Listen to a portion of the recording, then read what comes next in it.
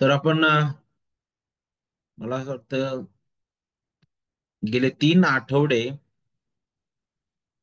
एकच जो विषय आहे तो आपण हाताळत आहोत. तो म्हणजे दुःख सहन करणारा देवाचा सेवक. आणि आपण यशिया 53 अध्याय आणि विशेष करून 52 अध्याय त्यामध्ये आहोत. आणि माझी आशा आहे की आपण सर्वजण याद्वारे आशीर्वादित होत आहात. आणि म्हणूनच अ, आपण या विषयाकडे लक्ष केंद्रित करत असताना आज अ, या विषयातील शेवटचा भाग आपण पाहणार आहोत. आणि तो म्हणजे गौरवी सेवक, नाही का?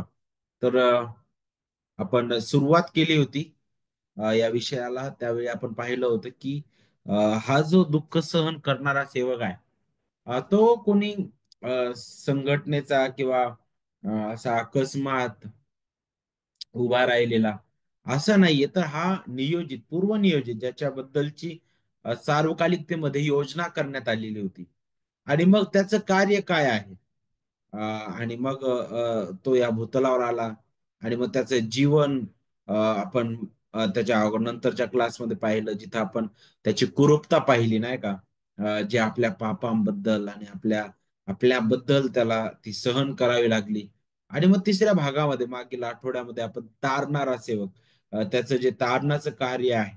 तर ह्या ज्या सर्व गोष्टी आहेत, त्याची पूर्वयोजना, त्याची कुरूपता, सर ते शेवटी त्याचं जे तारणाचा उद्देश आहे तो पूर्ण करण्यासाठी होता. आणि तेच आपण मागील आठवडे पाहिलेलं होतं. आता त्याच्यानंतर पुढे काय आहे? तर मग नक्कीच तो जो सेवक आहे तो ज्या गौरवातून आलेला आहे त्याच गौरवात पुन्हा जाताना आपल्याला दिसतो आणि त्याच गौरवी स्थितीमध्ये तो असताना दिसतो. परंतु यशिया जो आहे तो अगदी त्या सार्वकालिकतेपासून सुरुवात करतो, तर सार्वकालिकतेपर्यंत आपल्याला घेऊन जातो. मागे सार्वकालिकतेपासून सुरुवात करतो, जिथं त्या पित्याच्या हृदयात तो दुःख सहन करणारा सेवक म्हणून होता, ख्रिस्त. आणि आपल्याला माहित आहे त्याची योजना ख्रिस्ताने त्याच्या देहधारणेद्वारे पूर्णत्वास नेलेली आहे. आणि इकडं अगदी सार्वकालिकतेकडे आपल्याला घेऊन जातात. म्हणजेच पुढे काय, भविष्य काळामध्ये मग तिथं जिथं आता तो स्वर्गात विराजमान आहे, तो पुन्हा येईल आणि सार्वकालिकतेमध्ये राज्य करेल. तर मग हे अ, गौरवीकरण आपल्याला इथं, किंवा त्या सेवकाचं गौरवी पण आपल्याला शिकायला भेटतं. तर अगदी सार्वकालिकतेपासून तर सार्वकालिकतेपर्यंत यशिया जो आहे तो आपल्याला नजर झोकण्यासाठी किंवा नजर फेकण्यासाठी मार्गदर्शन करत आहे. आणि जणू काय यशिया 52 अध्याय आणि 53 अध्याय जे आपण चारही शुभवर्तमानामध्ये पाहत आहोत, जणू काय त्याची सावली आपल्याला हा अध्याय देतो. कारण जणू काय त्या महान सेवकाचं जीवन चरित्र, त्याचं कार्य आणि त्याच्याद्वारे झालेला परिणाम, तो त्या भूतकाळातच, अगोदरच्या त्या काळातच, त्याच्याच काळामध्ये जणू काय तो इतका प्रखरतेने आणि इतक्या खात्रीशीलतेने पाहत आहे की पहा ते घडणार आहे. आणि म्हणूनच त्याची जी पद्धत आहे लिहिण्याची ती फारच अद्भुत आहे. काव्यात्मक रीतीने त्याने हे जे अध्याय आहेत ते लिहिलेले आहेत. म्हणूनच इथं तुम्हाला अनेक अशा गोष्टी दिसतील की ज्या आपल्याला समजण्यासाठी पुष्कळदा कठीण वाटतील. जसं त्या अंकुरासारखा तो वाढला, नाहीतर त्या वृक्षभूमीतील रोपासारखा तो होता. तर नक्कीच तशी तुलना केलेली आहे. तर त्याच्या मागचा उद्देश काय होता ते आपण मागील आठवडी शिकलेलो आहोत. आता आज या शेवटच्या भागाकडे जात असताना आपण जो संदर्भ अभ्यासणार आहोत या सायंकाळच्या समयी, तो आहे यशया 52 अध्याय वचन 13 आणि 15 आणि 53 अध्याय वचन 11 आणि 12. तर यातून आपण थोडक्यात अ, त्या गौरवी सेवकाबद्दल शिकणार आहोत, ज्याची सार्वकालिकतेमध्ये योजना होती, जो या भूतलावर आला आणि जो आपल्यासाठी नम्र झाला. त्याने आपल्यासाठी सर्व ते कार्य जे तारणाचं होतं ते त्याने पूर्ण केलेलं आहे. आज तो स्वर्गात सर्वश्रेष्ठतेच्या स्थितीमध्ये विराजमान आहे. आणि त्या गौरवी सेवकावर आज आपण मनन करणार आहोत. तर वचन 13 सांगतं, पहा माझा सेवक सुज्ञतेने वर्तेल, तो थोर व उन्नत होईल, तो अतिउच्च होईल, त्याप्रमाणे तो अनेक राष्ट्रांना दचकायला लावील. राजे त्याला पाहून आपली तोंडे बंद करतील, कारण कोणी सांगितल्या नाहीत असल्या गोष्टी ते पाहतील. त्यांच्या कानी पडल्या नाहीत असल्या गोष्टी त्यांना कळतील. त्याच्या जीवाच्या वेदना सरल्यावर तो त्यांचे फल पाहून समाधान पावेल. अध्याय 53 वचन 11. तो माझा नीतिमान सेवक आपल्या ज्ञानाने बहुतांना निर्दोष ठरविल. त्यांच्या अधर्मांचा भार तो आपल्यावर घेईल. ह्यामुळे मी त्याला थोरांबरोबर विभाग देईन, तो बलवानांबरोबर लूट वाटून घेईल. कारण आपला प्राण वाहू देऊन तो मृत्यू पावला, त्याने आपणास अपराध्यांत गणू दिले. त्याने बहुतांचे पाप आपल्यावर लादले घेतले व अपराध्यांसाठी मध्यस्थी केली. तर हा संदर्भ आहे आपला. आणि या संदर्भामधून गौरवी सेवक या विषयाबद्दल आपण शिकत असताना चार महत्वाच्या सत्यांद्वारे आपण हे समजून घेणार आहोत की तो कसा गौरवी आहे. तर त्याचं गौरव जे आहे आपल्याला चार महत्वाच्या सत्यांमधून या संदर्भामध्ये पाहायला भेटेल. पहिलं म्हणजे देवाची सार्वकालिक तारणदायी योजना पूर्ण करण्यामध्ये किंवा पूर्ण करण्याद्वारे आपल्याला पाहायला भेटतं की तो गौरवी सेवक झालेला आहे. दुसरं म्हणजे मंडळीद्वारे राज्य करण्याद्वारे त्याचं गौरवी पण आपल्याला शिकायला भेटतं. तिसरं म्हणजे त्याचं पुन्हा येणं, नाही का, पुन्हा महान वैभवाने येणं, त्याद्वारे सुद्धा आपल्याला त्याचं गौरव पाहायला भेटतं. आणि अंतिम मंडळीचं जे अंतिम गौरव आहे ख्रिस्तामधील भविष्यातील, नाही का, त्यामध्ये त्या सेवकाचं गौरवी पण आपल्याला पाहायला भेटतं. तर ही चार महत्वाची सत्य आहेत ज्यातून आपण त्या सेवकाचं गौरव पाहू. आणि म्हणून पहिल्या सत्याकडे आपण जाऊया. देवाची सार्वकालिक तारणदायी योजना पूर्ण करण्यामध्ये विशेष करून तो गौरवी सेवक असा ठरलेला आहे.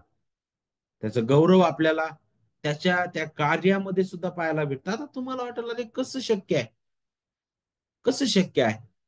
कारण आम्ही काय पाहत आहोत इथं अध्याय 53 वचन 11 मध्ये सांगितलं की त्याच्या जीवाच्या वेदना, बरोबर, आणि त्याने स्वतःवर काय केलं, त्याने स्वतःला अपराध्यात गणू दिलं. वचन 12 सांगतं त्याने बहुतांची पाप आपल्यावर घेतले. त्यांच्या अधर्मांचा भार त्याने वाहिलेला आहे, घेतलेला आहे. आणि अगोदरही आपण अगोदरच्या वचनांमध्ये अशाच प्रकारचे वचन वारंवार पाहायला भेटतात. पण ही जी वचनं आहेत आपल्याला त्याचं गौरव कसं प्रकट करतील? कारण तो तो धिक्कारलेला दिसत आहे. त्याच्यापासून लोक तोंड फिरवत होते. त्याच्याकडे कोणीही चांगल्या नजरेने पाहत नव्हतं. तो इतका विरूप झाला होता म्हणे की माणसांसारखा पण तो दिसत नव्हता. इतक्या वेदनेतून तो गेलेला आहे. पण तरी सुद्धा त्याचं त्या वेदना, त्याची ती कुरूपता, त्याचं ते कार्य सुद्धा कशा प्रकारे त्याचं गौरव प्रकट करणारा आहे. तर त्यासाठी आपण काही महत्वाच्या गोष्टी शिकणार आहोत. सगळ्यात अगोदर वचन 11 मध्ये काय सांगितलेलं आहे इथं बघा. वचन 11 मध्ये सांगितलंय की त्याच्या जीवाच्या वेदना सरल्यावर तो त्यांचे फळ पाहून फल पाहून समाधान पावेल. तो माझा नीतिमान सेवक आपल्या ज्ञानाने बहुतांना निर्दोष ठरविल. त्यांच्या अधर्माचा भार, आता इथं त्यांचे फल पाहून, त्यानंतर इथं काय सांगितलेलं आहे, तो बहुतांना निर्दोष ठरविल म्हटलेला आहे. त्यानंतर वचन 11 मध्ये काय सांगितलंय, त्यांच्या अधर्माचा भार तो आपल्यावर घेईन म्हटलेला आहे. आणि मग पुढे आपल्याला आणखी शिकायला भेटतं वचन 12 मध्ये, जिथं तो म्हणतो की त्याने बहुतांचे पाप आपल्यावर घेतले. पुन्हा इथं अधर्माचा भार आपल्यावर घेईल म्हणे आणि इथं बहुतांचे पाप आपल्यावर घेतले. तर हे जे वचन आहेत, त्यांचा अधर्म, बहुतांचे पाप, किंवा अजून अ, आपण पाहू शकतो की अ, त्याने स्वतःला त्यांच्यासाठी, नाही का, अपराधांत गणू दिले. तर मग हे सर्व जे कार्य आहे जर आपल्याला समजून घ्यायचं आहे तर आपल्याला देवाची सार्वकालिक योजना समजून घ्यावं लागेल. ते म्हणजे कोण आहे ते बहुतांचे पाप. मग हे बहुमत किंवा हे जे लोक आहेत किंवा त्यांचा अधर्म म्हटलेला आहे. मग हे कोण आहेत लोक, की ज्यांचे पाप त्याने आपल्यावर घेतलेले आहेत. त्यांच्या अधर्माचा भार त्याने वाहिलेला आहे. आता जर मी इथं असं म्हटलो, की हे सर्व जगातील लोक आहेत, जे सुरुवातीपासून आदामापासून तर ख्रिस्ताच्या दुसऱ्या आगमनापर्यंत जन्मलेला प्रत्येक आत्मा, प्रत्येक व्यक्तित्व आहे. जर मी असं म्हटलं, त्या प्रत्येकासाठी ख्रिस्त मरण पावलेला आहे, त्या प्रत्येकाच्या अधर्माचा भार ख्रिस्ताने घेतलेला आहे, त्या प्रत्येकाच्या पाप त्याने स्वतःवर घेतलेले असं जर मी म्हटलो, तर हे पूर्णपणे चुकीचं ठरेल. कारण ख्रिस्त जो आहे तो सामर्थ्य तारणारा आहे. जर त्याने प्रत्येकाचं पाप स्वतःवर घेतलं, जर त्याने प्रत्येकाच्या अधर्माचा भार त्याने जर स्वतःवर घेतला आणि जर त्याने मध्यस्थी केलेली आहे, तर प्रत्येक व्यक्ती स्वर्गात जायला पाहिजे. मग त्यातील काही लोक नरकात का जात आहेत? मग इथं आपल्याला निवडीबद्दल शिकायला भेटतं. इथं आपल्याला निवडीबद्दल शिकायला भेटतं, की त्याने एका विशिष्ट गटासाठी तो ह्या भूतलावर आला आणि एका विशिष्ट गटाचा त्या अधर्माचा भार त्याने आपल्यावर घेतलेला आहे. आणि तो विशिष्ट गट कोणता आहे? इफिस अध्याय 1 वचन 4 आपल्याला स्पष्ट सांगतं. काय सांगतं बरं? आपण त्याच्या समक्षतेत पवित्र व निर्दोष असावं म्हणून त्याने जगाच्या स्थापनेपूर्वी आपल्याला ख्रिस्ताच्या ठायी निवडून घेतलेलं आहे. कधी निवडलंय? जगाच्या स्थापनेपूर्वी. देवाच्या हृदयात तो आकडा आहे अगोदरच. त्याने अगोदरच आपल्या प्रिय पुत्राच्या ठायी त्याने निवडलेले आहेत आपल्या प्रिय पुत्रासाठी. त्याच्या समोर ती सर्व संख्या आहे. ते कोणते लोक आहेत आणि किती काळामध्ये त्यांचं जीवन बदलणार आहे, सर्व गोष्टी देवाकडे आहे, कारण तो सार्वभौम देव आहे. आणि मग याच्याबद्दल शिकत असताना आपल्याला सगळ्यात पहिला जो मुद्दा आहे तो शिकायला भेटल, तो म्हणजे की त्याची देवाची जी तारणदायी योजना आहे, सार्वकालिक तारणदायी योजना, ती ख्रिस्तामध्ये पूर्ण झालेली आहे. कशी पूर्ण झाली बरं? तर आपल्या समोर हा चार्ट आहे बघा. जर तुम्ही उत्पत्ती मध्ये येतात, तर उत्पत्ती आपल्याला अध्याय 3 ची सुरुवातच पाहायला भेटते, जिथं मनुष्याने केलेलं पाप आपल्याला पाहायला भेटतं. आणि त्यामुळं जो त्याच्यावर परिणाम आलेला आहे, देवापासून दुरावलेली अवस्था आपल्याला दिसते. पण तिथं सुद्धा कृपेची झलक आपण पाहतो. ती म्हणजे काय? खुद्द देवाने केलेली पहिली घोषणा, पहिली सुवार्ता आपल्याला तिथं पाहायला भेटते, जिथं स्त्रीचं संतान म्हटलेलं आहे, सर्पाचं डोकं ठेचेल. आणि तिथून आपल्याला पाहायला भेटतं की ते अगदी सुरुवात होते त्या संतानाच्या वाटेसाठी. आणि तिथून आता देव त्या संतानासाठी मार्ग तयार करताना दिसतो. आणि मग त्या संतानासाठी देव जो आहे खुद्द स्वतःहून करार करताना दिसत आहे, खुद्द अभिवचन देताना दिसत आहे. जसं अब्रामाच्या वेळेस आपण पाहतो, अब्रामाला त्याने बोलवलं, अब्रामाला म्हटलं की तू आशीर्वादित होशील, तुझ्या संतानाद्वारे पृथ्वीवरील सर्व कुळे आशीर्वादित होणार आहे. मग इसाकाला सुद्धा त्याने तेच अभिवचन दिलं, मग याकोबाला पण दिलं आणि मोठं राष्ट्र त्याने केलेलं आहे त्यानुसार. आणि मग त्याच्यामध्ये राष्ट्राबद्दल, वतनाबद्दल अभिवचन होतं. तर ह्या सर्व गोष्टी होत्या, हे सर्व लोक होते, यांच्याशी केलेला करार ह्या लोकांनी पूर्ण केला नाही, पण देव जपत होता. तो करार त्याने केलेला होता आणि तो करार सरते शेवटी या संतानामध्येच पूर्ण होणार होता, ज्याची घोषणा अगोदरच एदेन बागेमध्ये करण्यात आलेली होती. आणि मग या सर्वांची सावली आपल्याला पुढे पाहायला भेटते. निर्गम मधून पुढे जर आपण गेलो, जिथं निवास मंडप आपण पाहतो, विशेष करून मिसर देशातून इस्रायल लोकांचं सुटणं, तिथं वल्हांडणाचा सण साजरा होणं आणि त्यानंतर पुढे येऊन निवास मंडप आणि मग अर्पण आणि याजक, ह्या सर्व गोष्टी आपल्याला पाहायला भेटतात. त्या सर्व गोष्टी ज्या आहेत सावली रूपाने होत्या. निवास मंडप हे देवाचं जे त्या लोकांसोबतची जी सहभागिता होती त्याची आठवण करून देणार होतं. पण तो निवास मंडप जो होता तो लोकांच्या अति निकट नव्हता आणि लोक त्या निवास मंडपामध्ये वास करू शकत नव्हते, त्याच्या जवळ स्वतःहून जाऊ शकत नव्हते. त्याच्यासाठी त्यांना याजकांकडे जावं लागायचं आणि ते याजक सुद्धा त्या निवास मंडपाच्या पवित्र स्थानापर्यंत जाऊ शकत होते, परमपवित्र स्थानापर्यंत जाऊ शकत नव्हते. केवळ वर्षातून एकदा ते जाऊ शकत होते आणि त्या लोकांना वारंवार अर्पण करावं लागायचे. याजक, निवास मंडप, अर्पण, ह्या सर्व गोष्टी तिथे आपल्याला पाहायला भेटतात. पण ह्या गोष्टी कधीच लोकांना देवासोबत घनिष्ठ नातं जे आहे किंवा जोडू शकलेल्या नाहीत. एक सावली होती, एक झलक होती. असा जो निवास मंडप, जो तुम्ही इस्रायल लोकांच्या मध्ये पाहता, आता खुद्द तुमच्यामध्ये तो असणार आहे. तो देव देहधारी होणार आहे. आणि म्हणूनच योहान तेच लक्षात ठेवतो आणि म्हणतो की शब्द देही झाला. त्याने आम्हामध्ये वस्ती केली. वस्ती शब्द जो आहे ना, तो निवास मंडप त्याच्यावरूनच आलेला शब्द आहे. आणि मग पुढे आपल्याला अर्पणाबद्दल शिकायला भेटतं नाही का? तर अर्पण सुद्धा होते. जे आपल्याला कशाची आठवण करून देणार होते? कशाची आठवण करून द्यायची ते आपल्याला? की अ, खंडणी भरणं किंवा किंमत चुकविणं, भरपाई करणं, त्याची ते आठवण करून देत होते. पण ते अर्पण कधीच देवाला संतोष देऊ शकले नाही. देव त्या नेहमी त्या अर्पणाकडे पाहून इथं या भविष्यातील त्याच्या खऱ्या कोकऱ्याकडे पाहायचा. त्याला त्याची आठवण यायची की नाही, भविष्यामध्ये माझा जो प्रिय पुत्र आहे तो ह्या कोकऱ्यांप्रमाणे वधला जाणार आहे. आणि त्याचं ते भविष्यातील अर्पण त्याने इथं भूतकाळामध्येच या लोकांच्या जीवनावर लागू केलेलं आहे. आणि त्यांनी यावर विश्वास ठेवला. आणि पुढे आपल्याला पाहायला भेटतं, याजक पाहायला भेटतात, जे ते अर्पण करायचे, जे मध्यस्थी करायचे. पण याजक सुद्धा परिपूर्ण नव्हते. आणि आपल्याला पाहायला भेटतं त्यांना सुद्धा स्वतःसाठी काय करावं लागायचं? शुद्धीकरण करावं लागायचं. पण आपल्याला माहित आहे की असा महायाजक, इब्री लोकास करता म्हणतो, असा आपला महायाजक आहे, ज्याने आपल्याबद्दल ज्याला सहानुभूती वाटावी म्हणून तो आपल्यासारखा रक्त माणसाचा झाला.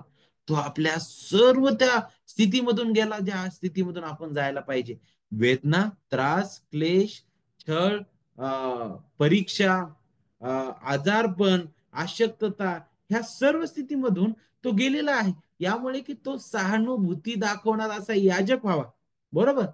तर मग ख्रिस्त या सगळ्या सावलीची खरी पूर्णता आपल्याला पाहायला भेटतं. पुढे मग आपल्याला राजेशाही पद्धत आपण पाहतो, राजांबद्दल शिकतो. व त्यामध्ये खास करून दावीद राजावर लक्ष केंद्रित केलेलं आहे. मग अनेक राजे होऊन गेले. पण हे राजे कधीच त्या राज्यांना, विशेष करून राष्ट्रांना सार्वकालिकतेमध्ये राखू शकले नाही, त्यांचं संरक्षण करू शकले नाही, त्यांचं जतन करू शकले नाही, त्यांना पुरवठा करू शकले नाही. कारण हे राजे जे होते ते येणाऱ्या त्या महान गौरवी राजांच्या राजाचा काय करत होते? वाट दाखवत होते की आम्ही परिपूर्ण नाहीये, परंतु असा एक राजा येणार आहे जो आपल्या प्रजेला एकदाच सदा सर्व काळासाठी सोडवणारा असणार आहे. मग संदेष्टांबद्दल ह्याच काळामध्ये आपण पाहतो, ते संदेश ते सुद्धा परिपूर्ण नव्हते. देवाने त्यांच्यावर कृपा केली. देवाने त्याचं प्रगटीकरण त्यांना दिलं. देव त्यांच्याशी बोलायचा आणि जे देव सांगायचा ते लोकांना सांगायचे. आणि आपल्याला माहित आहे की ह्या संदेष्टांद्वारे सुद्धा त्या ख्रिस्ताची वाट पाहिलेली आहे.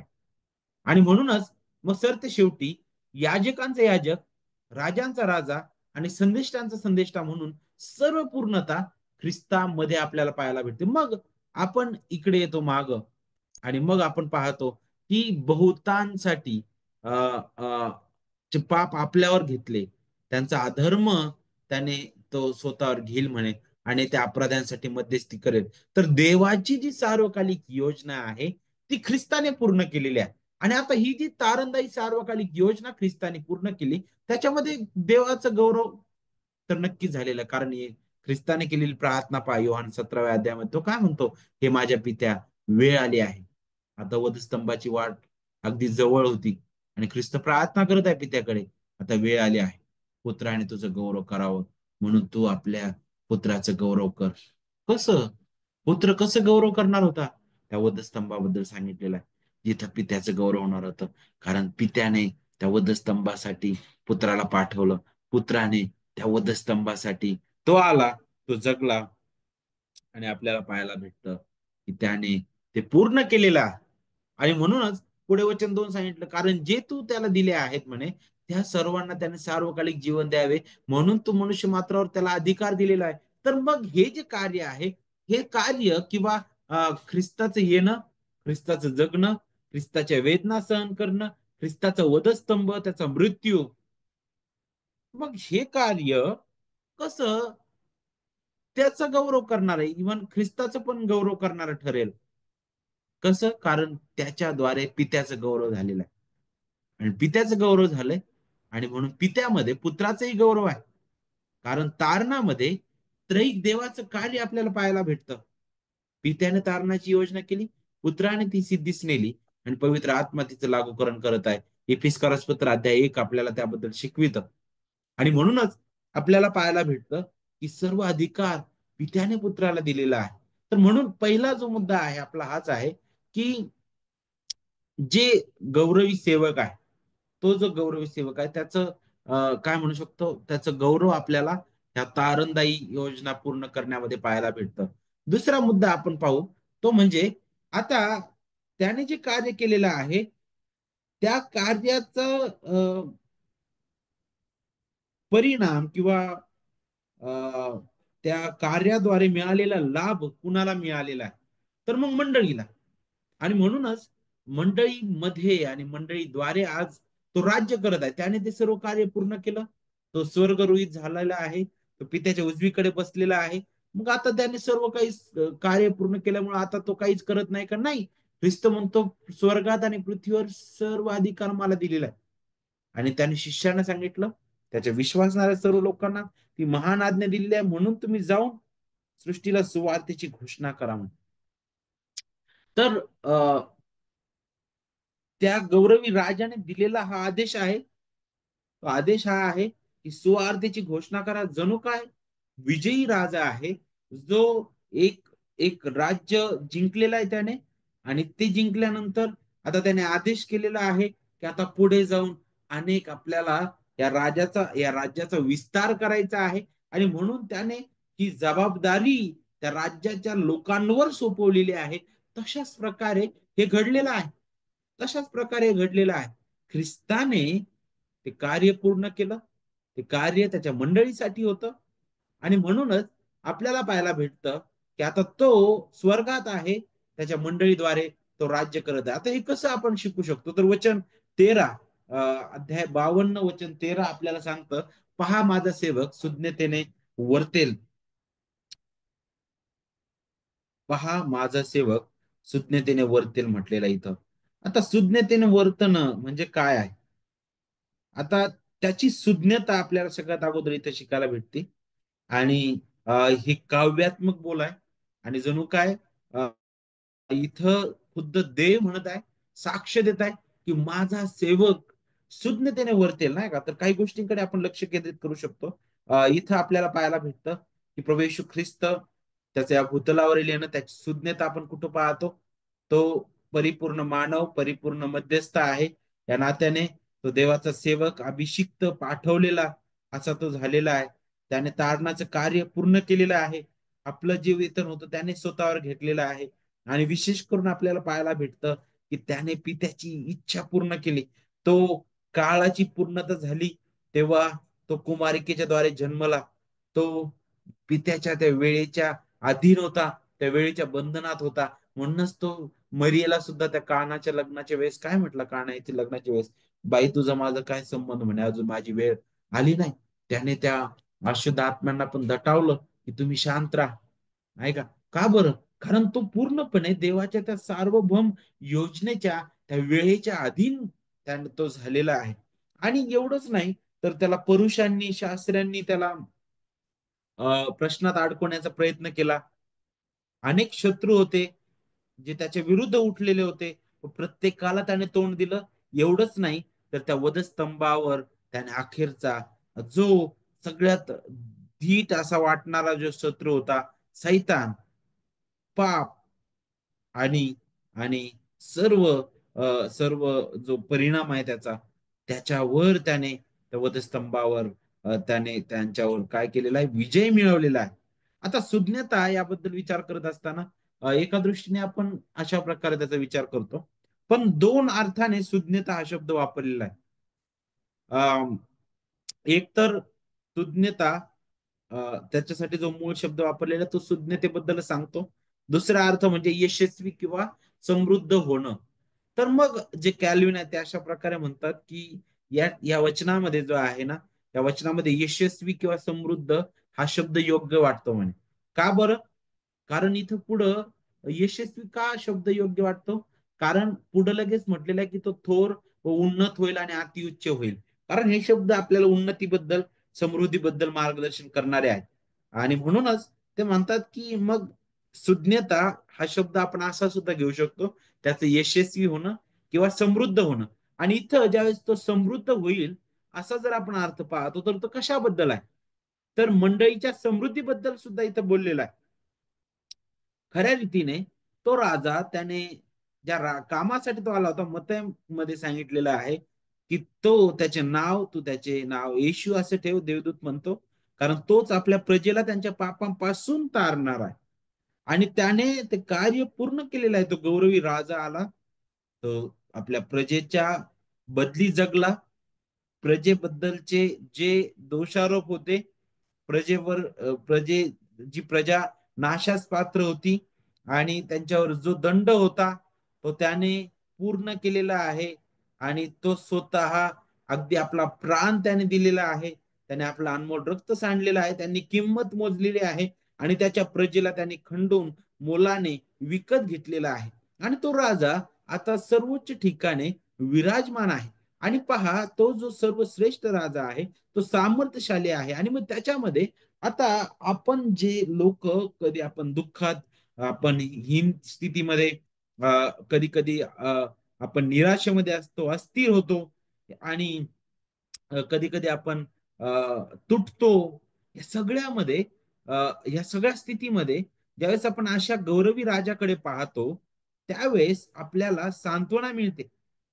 ज्यावेळेस आपण पाहतो की माझं या जगात कुणीच नाही, कुणीच मला जवळ करू शकत नाही, हे जग माझा द्वेष करणार आहे, मला विविध प्रमाणे वेदनेला तोंड द्यावं लागत आहे, मी कसं उभं राहणार, माझ्या जीवनात अस्वस्थता आहे, मी निराश आहे, मी दुःखी आहे, मला उभं राहण्यासाठी कुठेच जागा नाही.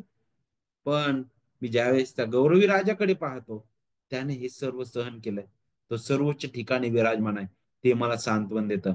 आणि तेच आपल्या जीवनासाठी महान असं कार्य करणार आहे. आणि हे दाखवणार आहे की घाबरू नकोस, तो राजा स्वर्गात अशा अतिउच्च ठिकाणी विराजमान आहे जिथं तू एक दिवस त्या राजासोबत असणार आहेस. आणि तिथं मात्र तुला त्रास, वेदना, दुर्बलता आणि दुःख हे नसणार. आणि मग वचन 11 मध्ये सांगितलं की त्याच्या वेदना सरल्यावर तो त्यांचे फल पाहून समाधान पावेल म्हटलेलं आहे. कुणाचं फल? तर मग निवडलेल्यांबद्दल आपण पाहतो. आणि मग ह्या सर्वांबद्दल विचार करत असताना आपल्याला शिकायला भेटतं की हा जो राजा आहे तो कुणासाठी आलेला होता? त्याच्या मंडळीसाठी आलेला होता, त्याच्या मंडळीसाठी तो जगलेला आहे, त्याच्या मंडळीसाठी तो मरण पावला, तो पुन्हा उठलेला आहे आणि आज तो स्वर्गात आहे. आणि आज तो कुठून राज्य करत आहे? तो नक्कीच भौतिक रीतीने आपल्याला दिसत नाही, पण तो त्याच्या मंडळीद्वारे राज्य करत आहे. म्हणून कलश 1:18 मध्ये काय सांगितलेलं आहे? तोच शरीराचे म्हणजे मंडळीचे मस्तक आहे, तो आधी मृतांतून प्रथम जन्मलेला आहे, अशासाठी की सर्वांमध्ये त्याला प्राधान्य मिळावं. आणि विशेष करून तुम्ही जर फिलिपिकरास पत्र वाचलं तर तिथं आपल्याला पाहायला भेटतं की देवाने त्याला अतिउच्च केलं म्हटलेलं आहे. तो गौरवी प्रभू, तो मंडळीचा मस्तक आणि प्रभू ख्रिस्त झालेला, तो मंडळीद्वारे आज राज्य करत आहे. आणि म्हणूनच दुसरं जे सत्य आहे ते आपल्याला त्याच्याबद्दल आठवण करून देतं की त्याचं गौरव, त्या सेवकाचं गौरव आता त्याने केलेल्या कार्यामुळं जो लाभ त्याच्या लोकांना, त्या मंडळीला मिळालेला आहे. आणि आता तो नक्कीच भौतिक रीतीने या भूतलावर नाही, पण मंडळीद्वारे तो आज राज्य करत आहे. आणि त्याचं राज्य विस्तारलं जात आहे त्याच्या महान सुवार्तेद्वारे. तर मग नक्कीच हे त्याचं गौरव प्रगट करणार आहे. तिसरं सत्य म्हणजे त्याचं गौरव आपल्याला कुठं पाहायला भेटतं? आता संपलं का तो स्वर्गात आहे? तर नाही, तो पुन्हा येणार आहे. त्याच्या पुन्हा येण्यामध्ये सुद्धा आपल्याला ते गौरव पाहायला भेटेल. वचन 15 सांगतं, त्याप्रमाणे तो अनेक राष्ट्रांना दचकायला लावेल, राजे त्याला पाहून आपली तोंड बंद करतील, कारण कोणी सांगितल्या नाहीत असल्या गोष्टी ते पाहतील, त्यांच्या कानी पडल्या नाहीत असल्या गोष्टी त्यांना कळतील म्हटलेलं आहे. पाहिलं?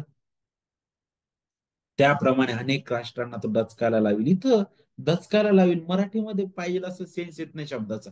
पण जर तुम्ही मूळ भाषेत पाहिलं किंवा इंग्लिशमध्ये पण जर तुम्ही तो शब्द पाहिला, तर तो ओतणे अशा प्रकारचा शब्द आहे किंवा शिंपडणे अशा प्रकारचा शब्द तिथं वापरलेला आहे. आणि तिथं असं म्हटलं जातं की परमेश्वर अनेक राष्ट्रांवर आपले वचन ओतेल म्हटलेलं आहे. तर हे कशा प्रकारे घडलेलं आहे? जे राष्ट्र ज्या राष्ट्रांना अ, कधीच ह्या गोष्टी माहीत नव्हत्या, त्यांनी त्या ऐकलेल्या आहेत. कारण पुढं काय सांगितलेलं बघा, त्यांच्यासाठी आश्चर्याची गोष्ट काय आहे?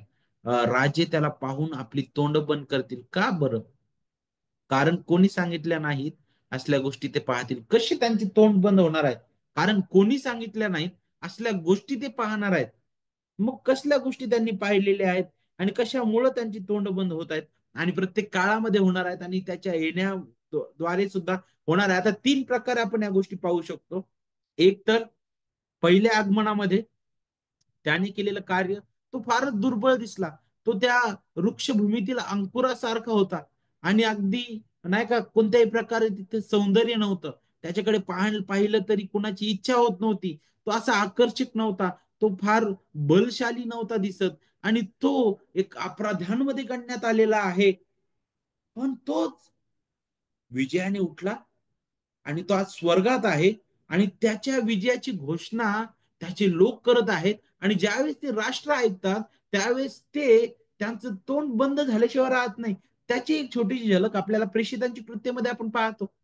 जिथं ते 120 लोक ख्रिस्ताचे शिष्य ज्यांनी त्या वधस्तंभावर खिळलेल्या ख्रिस्ताला गाजवलं. ज्याला तुम्ही वधस्तंभी खिळलं त्याला देवाने पुन्हा उठवलं म्हणे पेत्र म्हणतो. आणि त्यावेळेस त्या लोकांच्या अंतकरणात चुरचूर लागली. ते लोक विचार करायला लागले, अरे हे आहे तरी काय? ते आश्चर्यचकित झालं. तेच घडत आहे इथं पण. तेच घडत आहे. कारण त्यांनी कधी ऐकलं नाही. याचा अर्थ आपल्याला पाहायला भेटतं, की केवळ ख्रिस्त जो आहे, त्याचं त्याचं जे प्रगट नाही आता सध्या बाह्य स्वरूपाद्वारे आपल्याला पाहायला भेटत नाही, पण त्याच्या सुवार्तेद्वारे आपण पाहतो. कारण त्याची सुवार्ता इतकी अद्भुत आहे, की जी लोकांना अचंबित करणारे आहे. कारण तो मृतातून उठलेला आहे. त्याच्या पुनरुत्थानाचं जर गौरव जर घोषित केलं नसतं, तर तो अजूनही मृत आहे, असं सर्वांना वाटलं असतं. पण आपल्याला पाहायला भेटतं, की त्याच्या सुवार्ता प्रसाराच्या द्वारे पूर्वी न पाहिलेल्या किंवा न ऐकलेल्या गोष्टी उघड झालेल्या आहेत. कारण ही शिकवण खूप दूर असलेले राजे आणि राष्ट्रांपर्यंत आणि जगाच्या अगदी शेवटापर्यंत पोहोचवली गेलेली आहे. म्हणूनच रोमकरास पत्र अध्याय अं, अध्याय 15 आणि वचन 21 पासून पुढे काय सांगितलेलं आहे? त्याची वार्ता ज्या लोकांना कोणी सांगितली नाही ते पाहतील, ज्यांनी ऐकली नाही ते समजतील. या शास्त्रलेखाप्रमाणे सुवार्ता सांगण्याची मला हौस होती, पॉल म्हणतो. याचा अर्थ काय आहे? ख्रिस्ताचं राज्य केवळ यहुदी लोकांपुरतच नव्हतं मर्यादित, नाही का? तर आपल्याला पाहायला भेटतं ते इतकं व्यापक आहे. ते परराष्ट्रीयांसाठी सुद्धा होतं. कारण ते सर्व राष्ट्रांमध्ये पसरणं आणि जगाच्या शेवटापर्यंत पोहोचवणं हे योग्य होतं. कारण ते पराक्रमी राजाचं राज्य आहे. ज्याला पृथ्वीवर आणि स्वर्गात अधिकार आहे. आणि म्हणूनच तो म्हणतो, की तुम्ही जाऊन सुवार्तेची घोषणा करा. यहुदी लोक त्यांनी तरी नियमशास्त्रातून आणि संदिष्टांकडून ख्रिस्ताबद्दल काहीतरी ऐकलेलं होतं. पण जे गैर यहुदी होते त्यांच्यासाठी हे सर्व अज्ञात होतं पूर्णपणे. आणि म्हणूनच इथं जे वचन बोललं जात आहे, की पहा त्यांची तोंड बंद होतील. जे कोणी सांगितलं नाहीत असल्या गोष्टी ते पाहतील. त्यांच्या कानी पडल्या नाहीत असल्या गोष्टी त्यांना कळतील. अरे कोण आहे हा? त्या सुताराचं पोर, तो जगला, तो मरण पावला आणि पुन्हा तिसऱ्या दिवशी उठलेला आहे. अरे ज्याला त्या अपराध्यात गणण्यात आलं होतं, हे फार अचंबित करणार आहे आणि तोच ख्रिस्त प्रभू आहे. फिलिppe 2 वचन 9 ते 11 मध्ये काय सांगितलं? ह्यामुळे देवाने त्याला अतिउच्च केलं. सर्व नावांपेक्षा जे श्रेष्ठ नाव ते त्याला दिलं. त्यात येतो हा की स्वर्गात, पृथ्वीवर, पृथ्वीखाली प्रत्येक गुडघा येशूच्या नावाने टेकला जावा. तीन प्रकारे आपण पाहतो की राष्ट्रे डचकली जातील. एक म्हणजे सुवार्तेचं सौंदर्य, त्याची महानता ते आज ऐकत आहे. ते सुद्धा त्यांना अचंबित करणार आहे. दुसरं मंडळीमध्ये होणारी वाढ आणि मंडळीद्वारे ख्रिस्ताचं राज्य ते पाहतात, ते सुद्धा त्यांना अचंबित करणार आहे. आणि तिसरं म्हणजे ख्रिस्ताचं पुन्हा येणं. तो महान वैभवाने येणार आहे. महान वैभवाने येणार आहे. त्याच्याबद्दलच मत्ते 24 मध्ये ख्रिस्ताने सांगितलं, की अंजिराच्या झाडाचा दाखला घ्या म्हणे. त्याची डहाळी कोमल असता तिला पाने फुटू लागली म्हणजे उन्हाळा जवळ आला असे तुम्ही समजता म्हणे. तसंच तो म्हणतो, की जेव्हा मनुष्याचा पुत्र आपल्या वैभवाने सर्व पवित्र दूतांसह येईल, तेव्हा तो आपल्या वैभवशाली राजासनावर बसेल. तेव्हा सर्व राष्ट्रे जमविली जातील आणि जसे मेंढपाळ शेरड्यांपासून मेंढरे वेगळी करतात, तसे तो त्यांना एकमेकांपासून वेगळे करणार आहे. किती अद्भुत आहे. ख्रिस्ताचं दुसरं आगमन किती महान आहे. तो जो सेवक जो 2000 वर्षांपूर्वी आला, जो अगदी कुरूप, ज्याच्याबद्दल पाहिलं तर त्याच्यामध्ये कुठं सौंदर्य नव्हतं. अरे तो ज्या कुटुंबामध्ये जन्मला त्या कुटुंबाबद्दल सुद्धा कोणी विचार करणार नाही. ज्या गावामध्ये वाढला आणि त्या गावातून चांगलं निघल का असा कधीच विचार आला नव्हता. तो ज्याच्याबद्दल लोक थट्टा उडवायचे, ज्याला नेहमी शास्त्री पुरुषांनी प्रश्नात अडकवण्याचा प्रयत्न केला, यांना रोमी साम्राज्याच्या आधिपत्याखाली वधस्तंभावर खेळण्यात आलं. ज्याच्या उजव्या आणि डाव्या बाजूला ते लुटारू होते, अपराधी, त्यांच्यामध्ये त्याला गणण्यात आलं. तो ख्रिस्त आज पित्याच्या उजवीकडे विराजमान आहे आणि तो पुन्हा महान वैभवाने येणार आहे. त्याचं येणं हे सुद्धा त्या सेवकाचं गौरव प्रकट करणार आहे. तर पहिली गोष्ट आपण पाहिली, तारणाचं जे सार्वकालिक कार्य, जी सार्वकालिक तारणाची योजना आहे, ती पूर्ण करण्यामध्ये ख्रिस्ताचं गौरव आपल्याला शिकायला भेटतं. त्यानंतर आपण दुसरं पाहिलं, आता तो मंडळीद्वारे राज्य करत आहे, तिथं आपल्याला ख्रिस्ताचं गौरव शिकायला भेटतं. तिसरं आपण पाहिलं, त्याचं पुन्हा येणं, त्यामध्ये सुद्धा त्याचं गौरव आपल्याला पाहायला भेटतं. आणि शेवटी म्हणजे त्याच्या पुन्हा येण्याद्वारे मंडळीचं अंतिम गौरव, त्यामध्ये सुद्धा आपल्याला त्याचं गौरव पाहायला भेटत आहे. तो सेवक जो अगदी दुर्बळ आपल्याला वाटतो, अगदी दुर्बळ दिसतो, पण तो महान पराक्रमी आहे. म्हणूनच वचन 12 काय सांगत आहे, मंडळीच्या अंतिम गौरवाबद्दल आपल्याला आठवण करून देईल. त्यामुळे मी त्याला थोरांबरोबर विभाग देईन, तो बलवानांबरोबर लूट वाटून घेईल. कारण आपला प्राण वाहू देऊन तो मृत्यू पावला. त्याने आपणास अपराध्यांत गणू दिले. त्याने बहुतांचे पाप आपल्यावर घेतले व अपराध्यांसाठी मध्यस्थी केली. आता इथं दोन शब्द आहेत, त्याच्यावर आपल्याला थोडं लक्ष केंद्रित करावं लागेल. एक म्हणजे लूट वाटून घेणं आणि दुसरं काय, विभाग देणं. थोरांबरोबर विभाग देईन आणि लूट वाटून घेईल म्हटलेलं आहे. दोन शब्द आहे, विभाग आणि लूट. हे दोन शब्दांकडे जर तुम्ही बारकाईने मनन केलं तर इथं काय सांगितलंय, तो थोरांबरोबर विभाग वाटून देईल. तर विभाग जो आहे ना, तो आपल्याला कशाबद्दल आठवण करून देत आहे, देवाचे जे निवडलेले लोक आहेत, हा त्याचा वाटा आहे. म्हणूनच जर तुम्ही योहान 10वा अध्याय जर वाचला तर तो काय म्हणतो, जी मेंढर माझी आहेत, जी पित्याने मला दिलेली आहेत, नाही का, त्यांच्यासाठी मी आपला प्राण देतो. योहान 17 मध्ये तो म्हणतो की पित्याने जी मला दिलेली आहेत त्यांना माझ्या हातातून कोणी हिसकावून घेऊ शकणार नाही. पित्याने पुत्राला भेट म्हणून हे दिलेलं आहे. किती अद्भुत आहे, किती अद्भुत आहे. हे अशा प्रकारचं चित्र आहे की एक बलशाली राजा एका राज्यावर आक्रमण करतो आणि त्या ठिकाणी आक्रमण करून तो त्या राज्यातील लूट आपल्या राज्यात घेऊन येतो. आणि पहा, त्यामध्ये तो अतिउच्च ठिकाणी विराजमान होतो आणि पहा, त्याच्या राज्यामधील लोकांना ती लूट वाटून देतो. एक तर त्याचं सार्वभौमत्व दाखवतं, त्याचं पराक्रम दाखवितं, त्याची महानता दाखवितं. फिलिपे 2:8 नुसार आपल्याला शिकायला भेटतं की पित्याने ख्रिस्ताला सर्वोच्च केलं, सर्व अधिकार त्याला दिलेला आहे आकाश आणि पृथ्वीवर.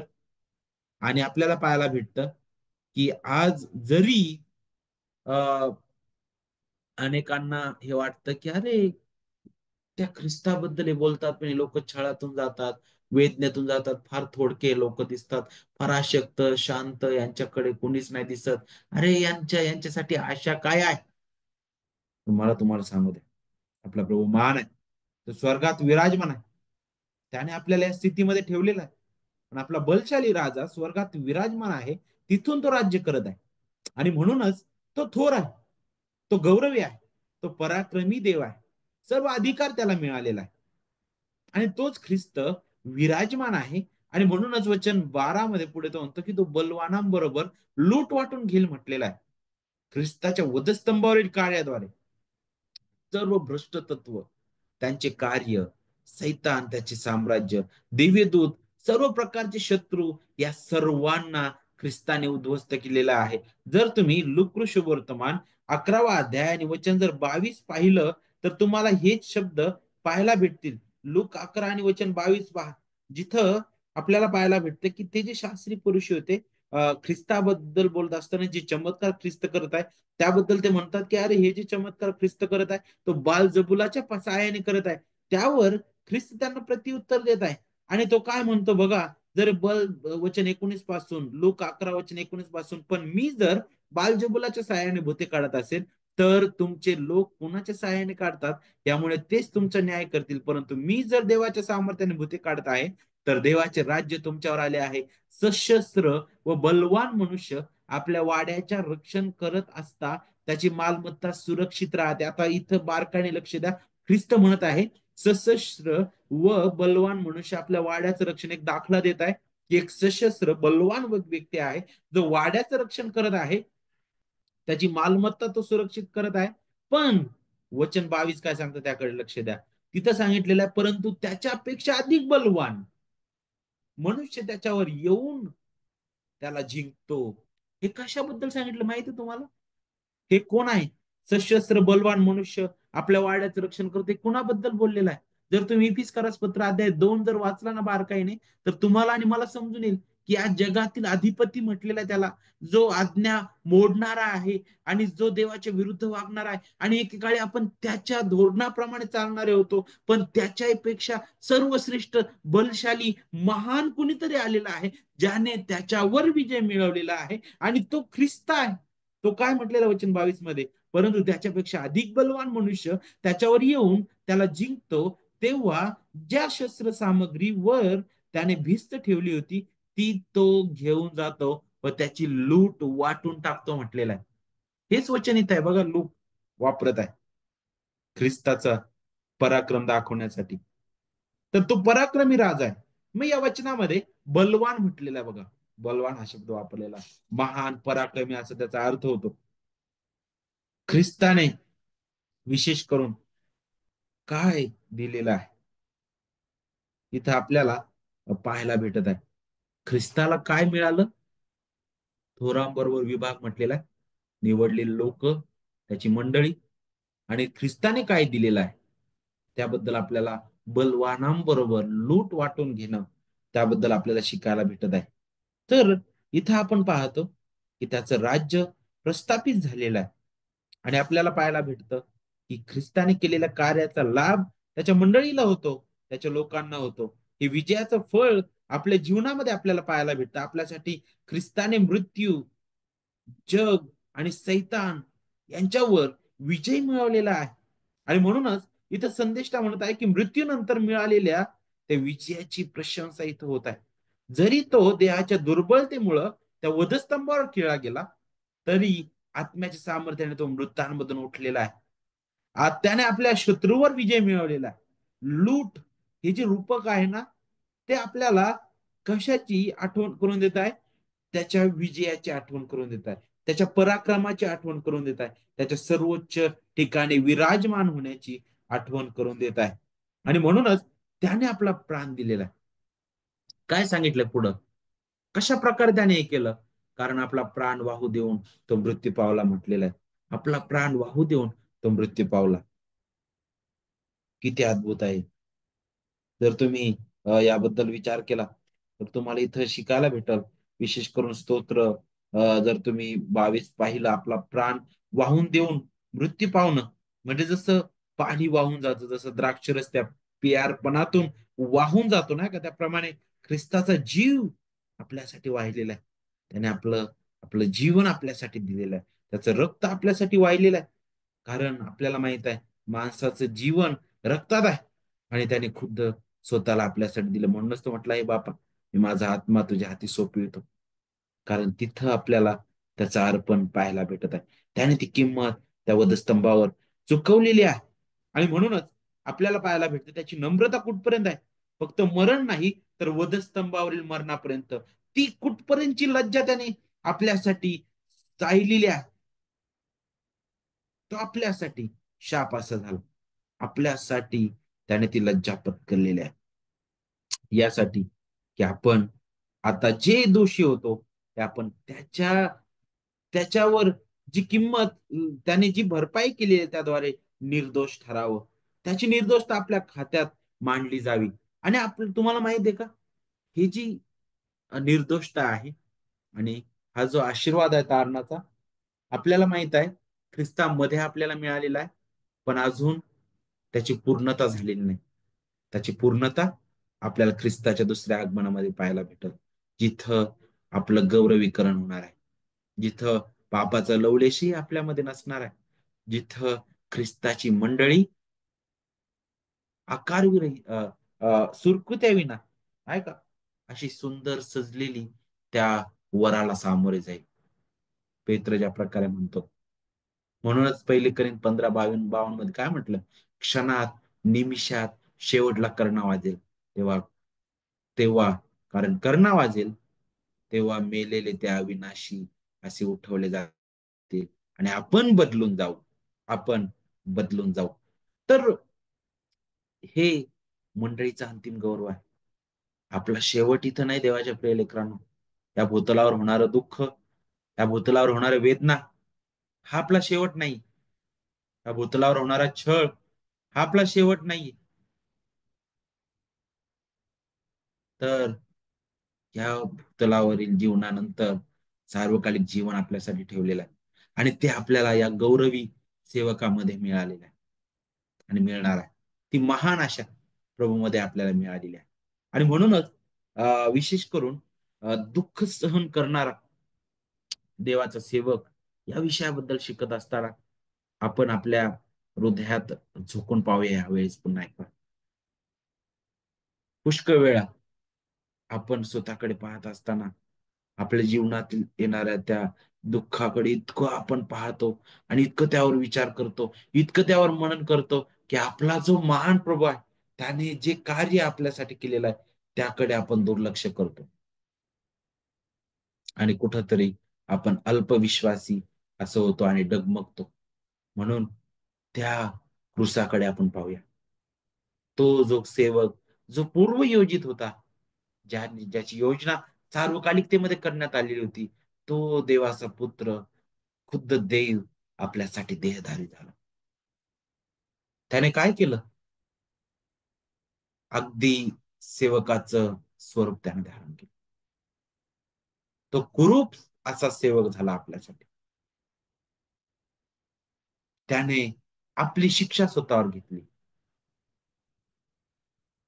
पापाचं वेतन मरण ते त्याने आपल्या बदली त्या वधस्तंभावर सोसलेलं आहे. हे आपण कधीच करू शकत नव्हतो. तो नीतिमान देवाचा सेवक, तो नक्कीच नीतिमान देव म्हणून सार्वकालिकतेमध्ये होता, पण देहधारी झालेला परिपूर्ण मानव म्हणून सुद्धा तो नीतिमान होता आणि नीतिमान म्हणून तो जगलेला आहे.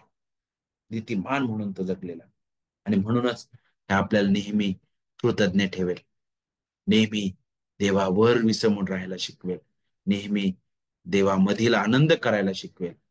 आणि म्हणूनच देवाच्या प्रिय लेकरांनो, या विषयात शेवटी येत असताना आपण देवाकडे पाहू, त्याला धन्यवाद देऊ, त्याने केलेल्या सर्व कार्याबद्दल, त्याने केलेल्या सर्व उपकारांबद्दल.